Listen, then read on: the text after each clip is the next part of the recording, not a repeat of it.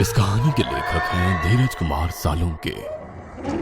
सुबह खंडिया की मां ने जब खंडिया का कमरा खोला तब उन्हें कमरे में खंडिया की लाश मिली। उसने खुद के ही नाखूनों से अपना पूरा शरीर नोच डाला था और आखिर में अपने ही नाखूनों से खुद का गला फाड़ डाला था। वो बहुत ही डरावना मंजर था।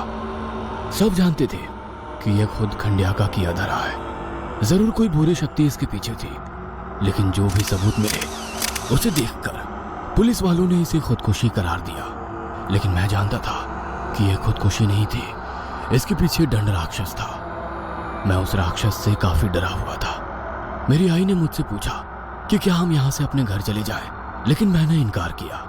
मैं वहीं रहना चाहता था क्योंकि मेरे मन में एक बहुत ही बड़ी इच्छा थी जो कोई भी भगवान पूरी नहीं कर सकता था। सिर्फ दंड राक्षस ही मेरी वो इच्छा पूरी कर सकता था।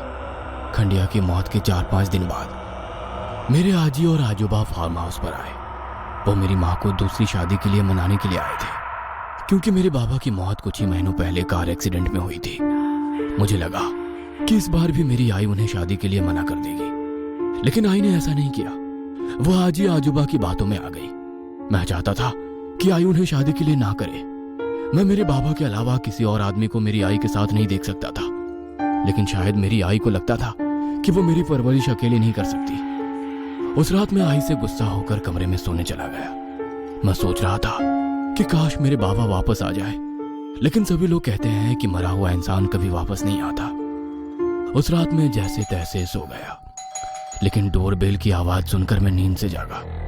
मैं दरवाजा खोलने चला गया और जैसे ही दरवाजा खोला तब मैंने देखा कि बाबा दरवाजे पर खड़े थे।